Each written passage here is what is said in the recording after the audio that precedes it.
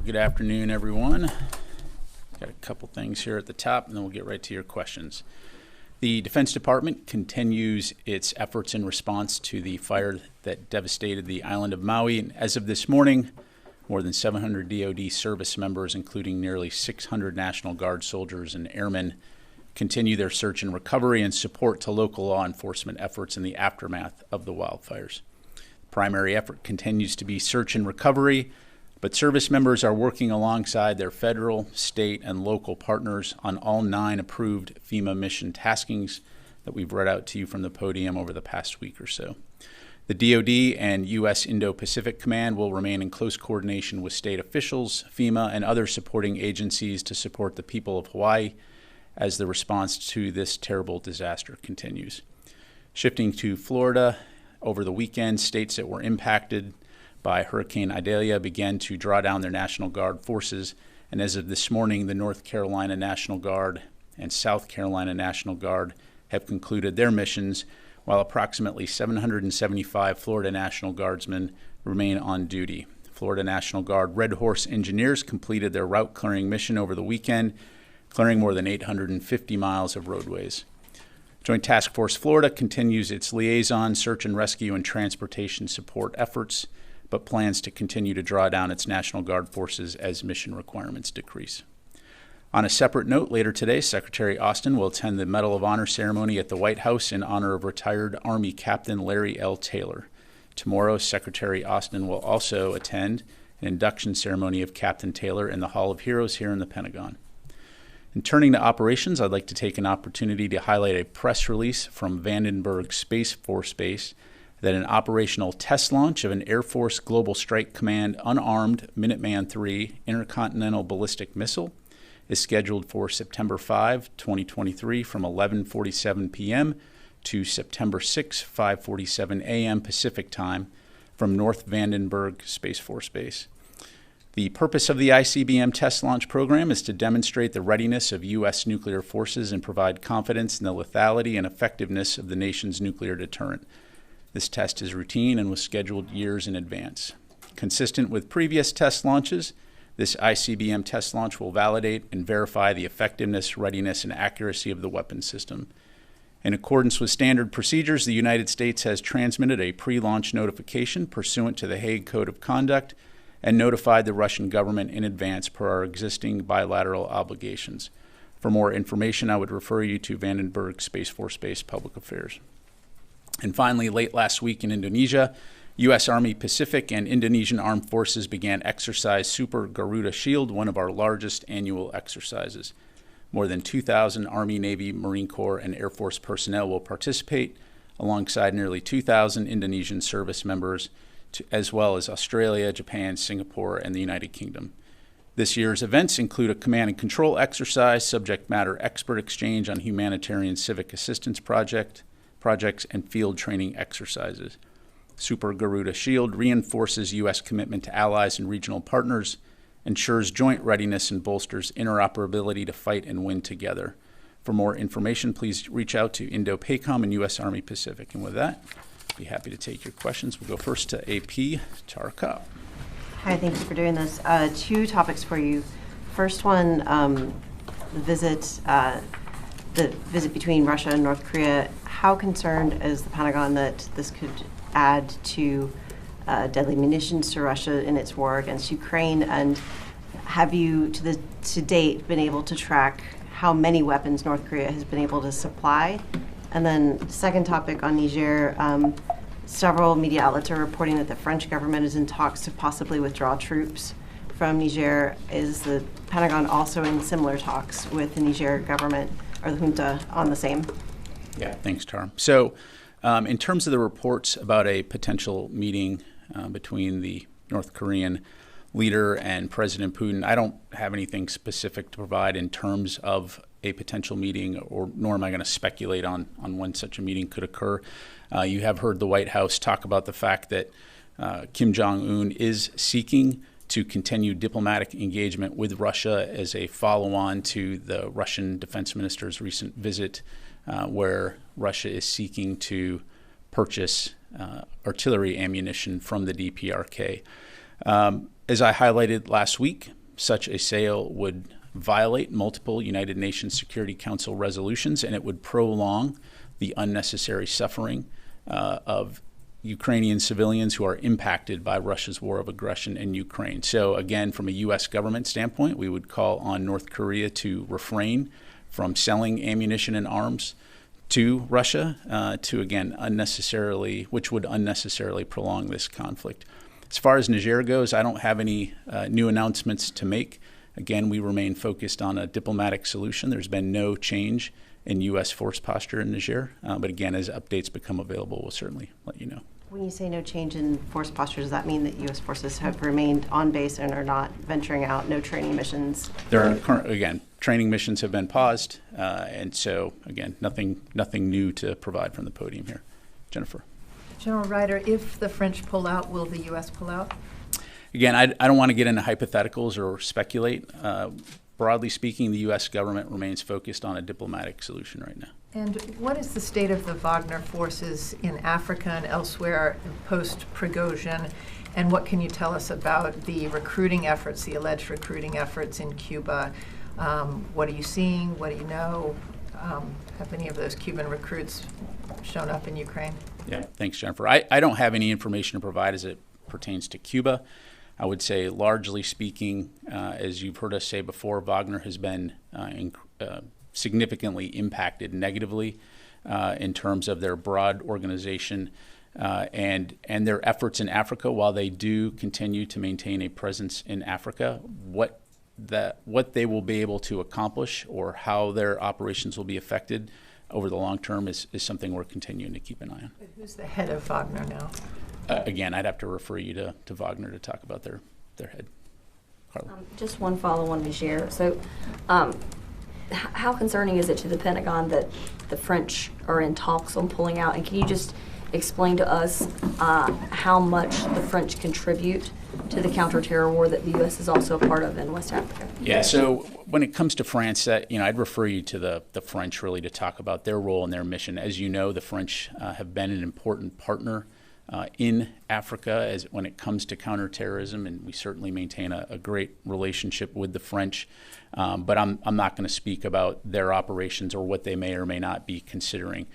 From a United States standpoint, again, broadly speaking across the U.S. government, we remain engaged with a variety of partners, to include the French, ECOWAS, and others, to assess the situation as it continues to evolve. But the primary focus for us is on attempting to resolve this diplomatically, while recognizing that we do have an important counterterrorism mission in the region. And then just separately, the Wall Street Journal is reporting today that Chinese nationals posing as tourists have access to U.S. military bases. That's according to U.S. officials. Can you confirm that at all and talk a little bit about have any of these led to arrest? Yeah.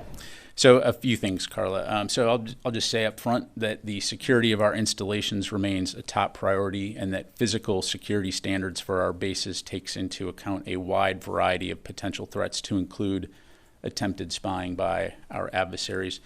For security reasons, I'm not going to comment on specific incidents. I'm not going to talk about protocol changes that we may make at our gates, nor am I going to talk about specific individual partner contributions. But I will say that we, as always, work with local, state, and federal law enforcement officials. We work with the intelligence community and our foreign partners to protect our bases at both home and abroad. In terms of additional background, I can tell you that the department has conducted several base security reviews since 2018, some of which included support by our interagency partners, and a recent review focused on the physical security conditions of our gates, among other aspects of base security. And the results of those reviews have and will continue to inform changes to protective measures at our bases. To answer your question in terms of the kinds of things we've seen, I would note that every day DoD conducts more than 10,000 controlled turnarounds of individuals who arrive at one of our 1,400 gates around the world.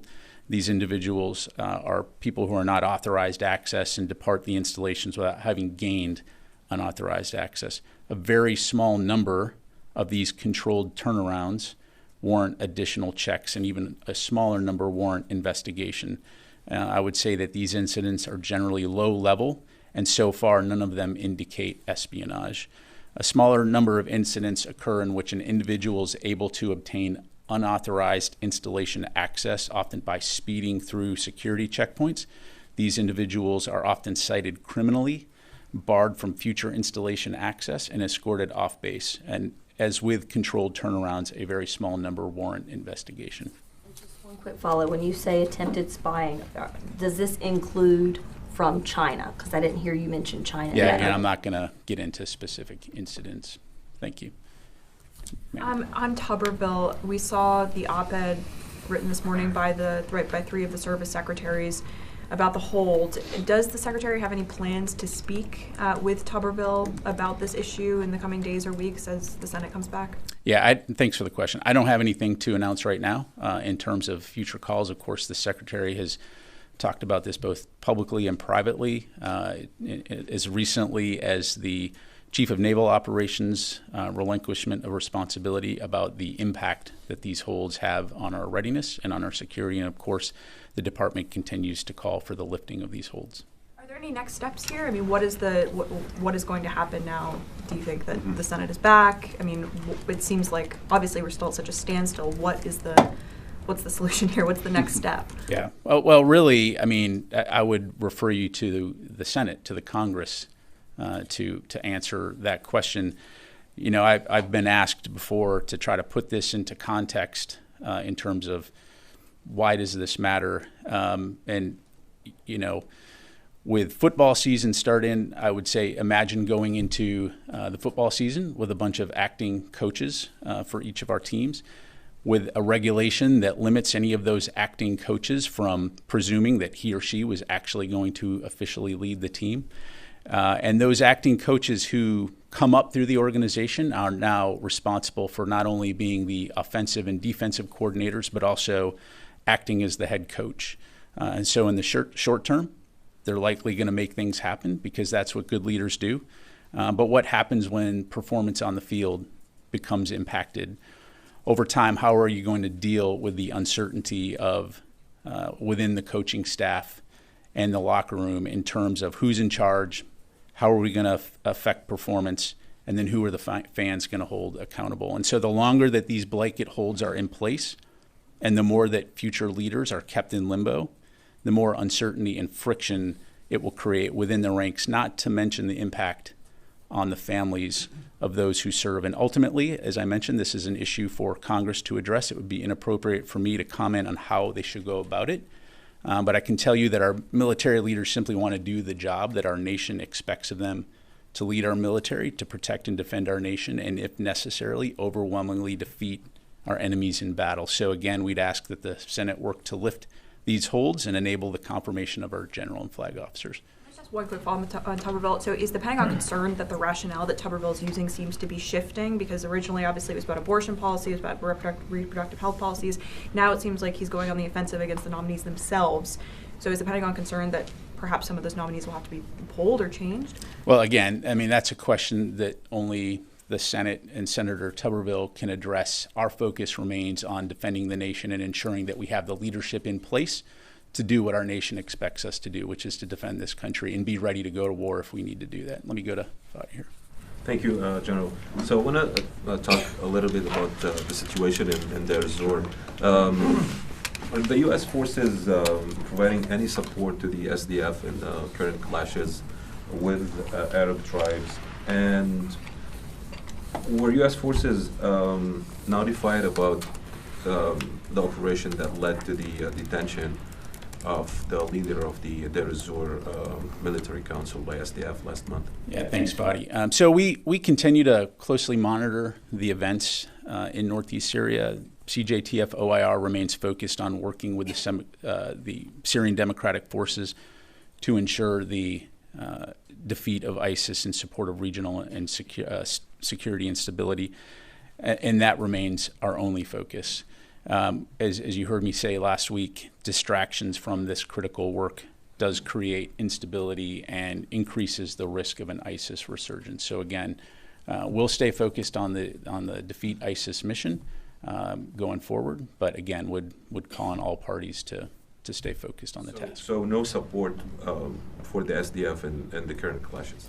Our work with the SDF is focused only on the Defeat ISIS mission. Were you, did the SDF coordinate or tell you about their intention to detain Abu Khawla, who's the leader of the Azor Military Council? Yeah, I don't have anything on that. I'd refer you to CJTF OIR, but again, our single and only focus in Syria is on the Defeat ISIS mission.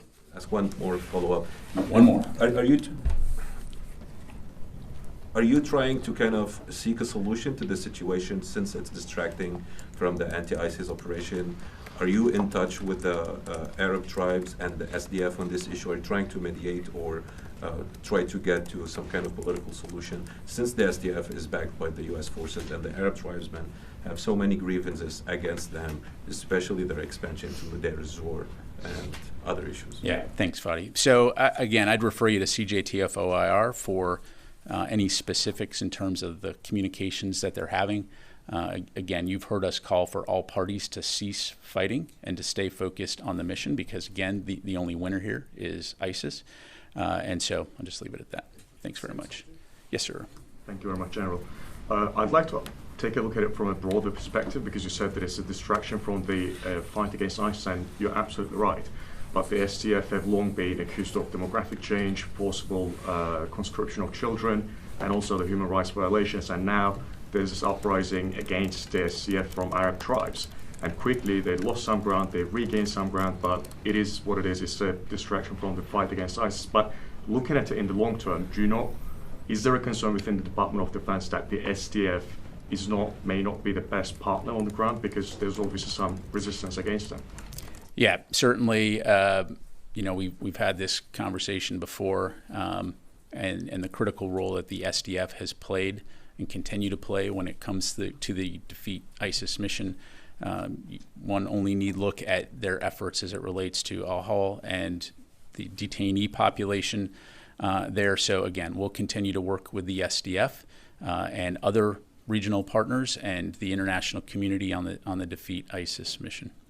One quick follow-up. If these resistance movements continue to rise up against the SDF, doesn't that also put American soldiers' lives at risk if there's this growing anger towards the group? I don't want to get into hypotheticals. Again, our focus in Syria is on the Defeat ISIS mission. As I mentioned last week, we recognize that that this region has been characterized by instability and violence.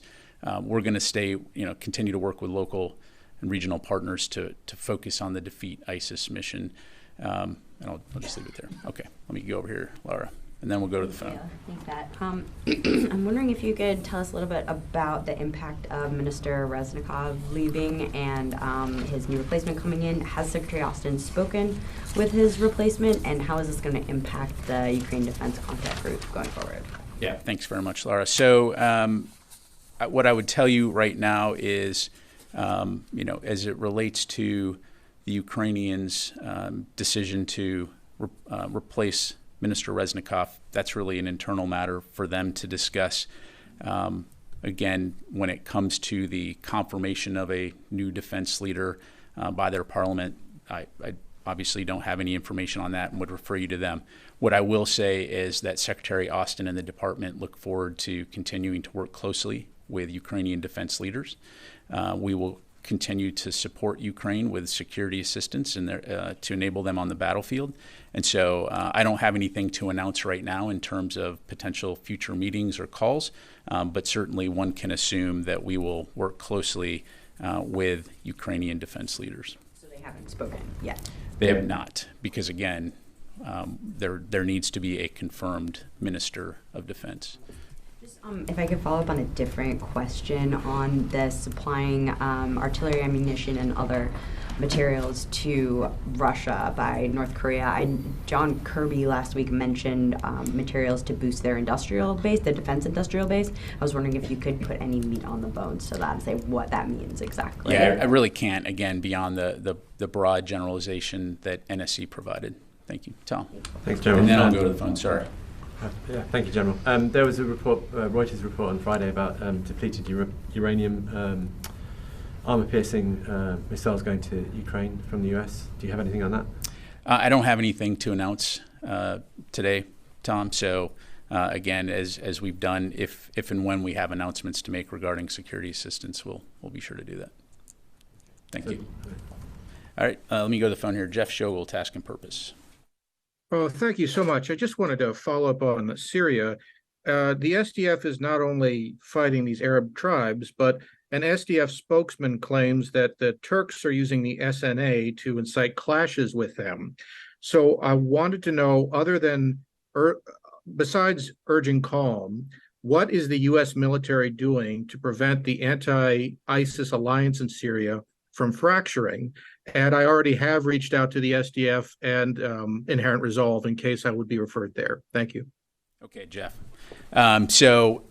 Look, when it comes to our operations in Syria, I'll say it again, our focus is going to be on the Defeat ISIS mission.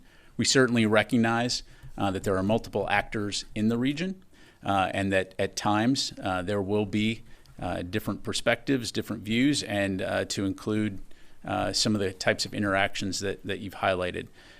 We're going to work with our partners to help everyone stay focused on the mission. But again, I'm not going to speak for the SDF. I'll just, again, leave it at that. Tony. I'll get back to the Tuberville hold. Can you give a couple examples, tangible examples, of what an acting chief, chairman, or general of its service, what they can and cannot do? Yeah, Tony. So again, the individual services can provide you with a perspective in terms of their specific rules and regulations. Broadly speaking, again, what you will see are senior leaders that are required to carry out the duties not only of their current role. So, for example, if you're the Assistant Commandant of the Marine Corps, pending confirmation as the Commandant of the Marine Corps, you're going to have to do both of those jobs. But there may be things that you're not able to do by virtue of the fact that you cannot presume that you are going to be in that leadership role.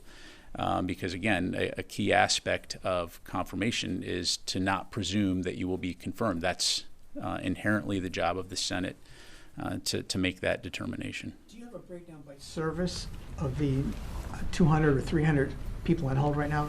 Do you have that handy?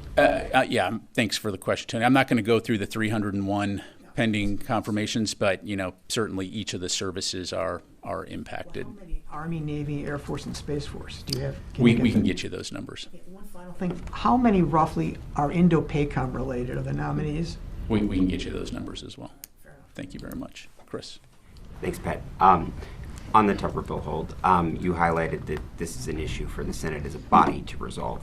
So has Secretary Austin or anyone else at OSD engaged with other senators, other leaders, the minority leader, the majority leader, committee leaders, to try to explain the impact and work through this that might influence Senator Tuberville? Yeah, thanks, Chris. So the department does remain engaged with the Congress in terms of answering questions, communicating our position clearly. As I mentioned, we've been public on this. I'm not going to read out individual conversations that have been had with various legislators other than to say, again, we have publicly and privately communicated the impacts. But he has had, the Secretary has had conversations with legislators about this. Correct. Other than Senator Tuberville. Correct. Thanks. Tom. Thanks, Pat. Two questions, please. One, follow-up. Last week you mentioned how the lessons learned from the Afghanistan withdrawal and other places matriculate down to war colleges and the academies. How fast of a process does that occur? Is it like now, 2 years later, would the lessons be learned, or is it, how fast does that happen? Yeah, so what I would tell you, first of all, if you want the specifics, I'd refer you to each of the services. They can connect you with their war college. I will tell you anecdotally that, having gone to a war college, Eisenhower School, go Tigers, the process in terms of curriculum development is something that is iterated on every year, right? And also by virtue of bringing in leaders or officials or people who have gone through those experiences to be able to talk to various classes. And so you're being able to get information pretty quickly. My second question is also with the Tuberville issue, and you've often said from the podium that the Pentagon is, among other things, a planning organization. How did the planning take into consideration your analogy that this is like a football game and there's coaches, given the fact that Tuberville was a football coach? Yeah, look, I think I've said what I need to say, what I've had to pass along in terms of the holds. Thanks, Tom. All right, let me go back out to the phone here. Let's go to Heather from USNI News. Hi, thank you so much. I was wondering if the Pentagon has any comments on the ports being attacked in Ukraine over the weekend, as well as talks between Turkey and Russia to possibly reestablish the grain deal. Yeah, thanks, Heather. I don't have anything specific in terms of the attacks that you're highlighting. Again, broadly speaking, as it relates to the grain deal, what we see is Russia using food as a weapon against people who need it most. Again, as far away as Africa. I'd refer you to State Department to talk about the specifics from a diplomacy standpoint, other than, again, we see another impact of this war of aggression by Russia impacting innocent people. Thank you. All right, time for a couple more row, and then we'll go back. Thank you, General. Two questions. With regards to the North Korea's support to Russia, could you give us a sense of the Pentagon's assessment on whether North Korea has large enough stockpile of ammunition to be able to have a significant impact on the battlefield in Ukraine? Yeah, thanks, Ro. So I'm not going to get into intelligence, nor do I have anything to provide in terms of specifics as far as, beyond artillery ammunition, what we see North Korea potentially providing to Russia. If and when we have an announcement or update on that, I can pass along. On China, China published a new territorial map last week, which sparked a protest from countries in the region. Do you assess that this new map indicates China will be more aggressive to advance their territorial claims across the region? I think it's a continuation of what we've seen from China in terms of obfuscation of international sovereignty, their attempts to try to create a new normal in terms of resetting boundaries, and then expecting other nations to comply with that, which is, again, why you see the United States working very closely with our allies and our partners in the region to assist them in terms of their ability to defend their own sovereignty, but importantly, to maintain adherence to the international rules-based order that has preserved regional security and stability for 70-plus years. Thank you. All right, last question. Yes, sir. Thank you, General. Lithuania president says that corruption in Ukraine slows down weapons supplied to Kiev. So do you agree with him in this case? And how do you see President Zelensky's steps to fight corruption in his country? Thank you. Yeah, thanks for the question. So again, I'd refer you to Ukraine to talk about its own internal domestic matters. From a United States standpoint, you've heard us talk about the end-use monitoring processes and procedures that we've put into place. We feel very confident in the steps that we've taken to be able to track the equipment that we're providing to Ukraine, and the Ukrainians themselves have continued to abide by the agreements that we've put into place. So again, from a U.S. security assistance standpoint, that's something that we'll continue to maintain a close eye on. But to date, we've been very confident and are confident in our ability to monitor the equipment that we're required to monitor. Thank you. I have to ask you one more. He sent you the Secretary a letter on July 28th with a series of questions. As of today, he says the letter hasn't been answered yet. Can you check into that, or at least give a comment in terms of why not? Yeah, thanks, Tony. So, as always, when we receive congressional correspondence, we will respond appropriately, but I don't have any updates to provide in terms of individual congressional correspondence. So, well, you should check into this, because this has roiled the waters even more with the hold. Thank you. All right. Thanks very much, everybody. Appreciate it.